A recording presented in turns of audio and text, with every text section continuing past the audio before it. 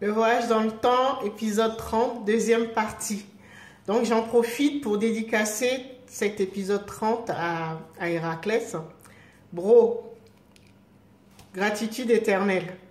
Et donc je vous disais que grâce à Héraclès, j'ai pu craquer ce qu'on peut dire le quatrième cerveau qui gère en fait le langage symbolique dont je vous parle souvent. Donc c'est ce langage que parlent les divinités ou les consciences supérieures. D'accord? Alors parce que nous avons plusieurs cerveaux. 3 qui sont localisés sur notre corps.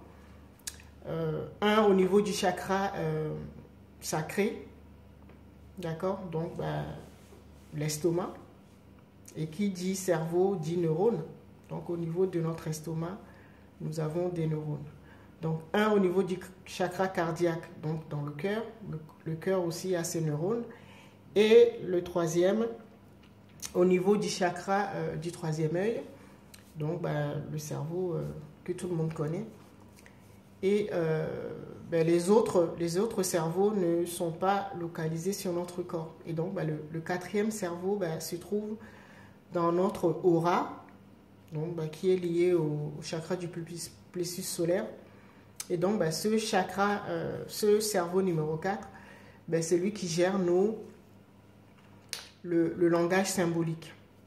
D'accord? Donc c'est Héraclès qui m'a permis vraiment d'activer ou de débloquer ce quatrième cerveau. Et vous allez comprendre que ça m'a tellement été bénéfique que maintenant j'ai commencé à craquer le cinquième cerveau et vous parler le langage de l'amour, vous savez, le twist, l'olon, unifier ou pacifier les polarités, voilà, relations flammes jumelles et tout ça. D'accord? Et donc, concrètement, ça donne quoi? Par exemple, quand je rencontre, je fais attention aux signes, aux synchronicités et tout ça. Et par exemple, quand je rencontre une personne 2 fois dans la même journée sur ma route, même si je ne la connais pas, je vais lui adresser la parole. Parce que je sais que cette personne a quelque chose à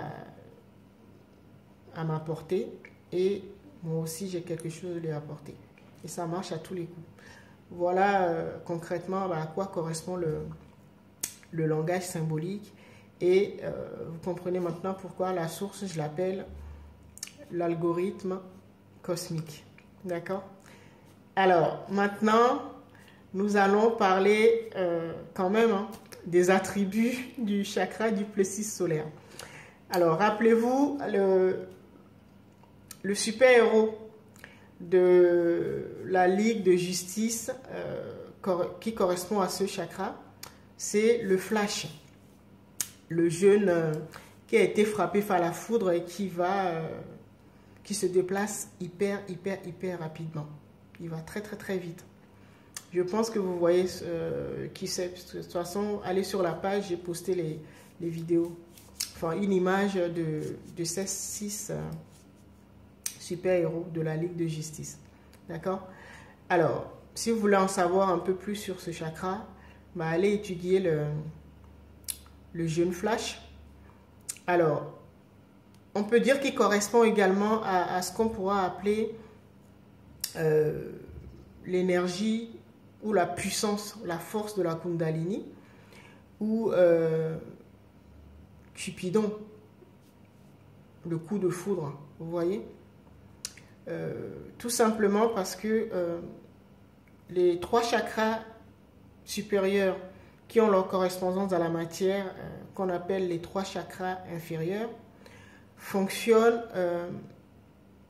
dans une relation qu'on pourra appeler la Sainte Trinité. Parce que vous avez l'âme, donc le féminin sacré, qui émet un désir ou qui crée. C'est notre partie créatrice, d'accord? Donc l'âme crée, donc c'est le chakra numéro 2 dans les chakras inférieurs, crée.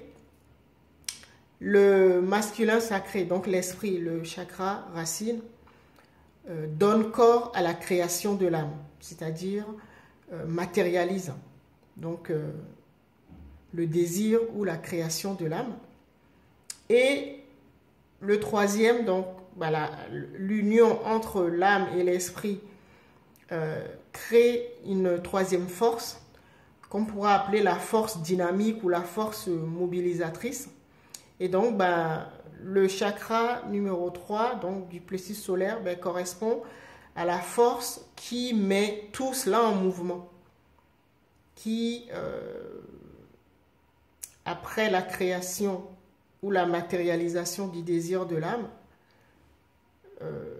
Horus, la troisième force, met tout cela en mouvement. D'accord? Et donc, c'est pour ça que vous verrez que le jeune flash, dans cette série de Ligue de justice, lui, il est doté d'une puissance qui permet même de réveiller les morts, quoi. D'accord? D'activer toute la puissance qui est en nous. D'accord? Alors, le chakra du plexus solaire, vous savez également, c'est notre aura. Donc, notre rayonnement, si on peut dire ça. Donc, vous le savez, et je vous avais également expliqué que l'aura était programmable. Donc, ce n'était pas figé, on pouvait le modifier, on pouvait le reprogrammer. Et donc, en fonction de ce qu'on pourra dire, notre niveau de conscience, notre rayonnement ou notre lumière, ou on l'appelle également le bouclier de protection, est capable de se manifester d'une autre manière. D'accord? Alors, donc, c'est ce super-héros en nous, le jeune Flash, qui est capable de faire ça. Donc, modifier à souhait en fonction de nos émotions du moment. D'accord, de notre conscience du moment, est capable de réaliser tel ou tel acte. D'accord? C'est tout simplement ça. Donc, vous voyez que tous les chakras, c'est-à-dire les centres énergétiques, sont très, très, très importants. D'accord? Alors, j'aimerais revenir vite fait sur ce que je vous racontais au début par rapport au chakra sacré, quand je parlais du Togo, du pays du masculin sacré. En fait, comme je vous expliquais, si vous voulez percer ou pouvoir télécharger l'énergie ou le trésor ou la lumière, la richesse que porte un pays, un être ou un lieu, vous devez éprouver vraiment de l'amour désintéressé. Je vous avais expliqué ça.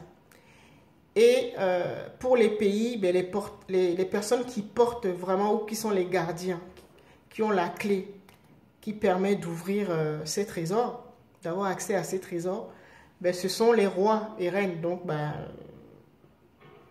dans les temps modernes, on dit plutôt président. Donc, ce sont les personnes qui exercent le pouvoir dans ce pays. Et donc, les autorités, les dirigeants. Alors, comme l'ego nous manipule nos sens, vous allez voir que c'est pour ça que tout est fait pour qu'on se rebelle contre nos autorités politiques et tout ça. D'accord? Donc, vous voyez que quand vous suivez l'ego, vous aurez tout le temps des difficultés parce que si vous êtes vraiment fâché, par exemple, contre les autorités de votre pays ou du lieu de votre résidence, vous voyez que vous ne pourrez pas avoir accès. Parce qu'en fait, c'est eux qui exercent l'autorité, c'est eux qui exercent le pouvoir et c'est eux qui ont la clé pour vous ouvrir les portes de leur énergie.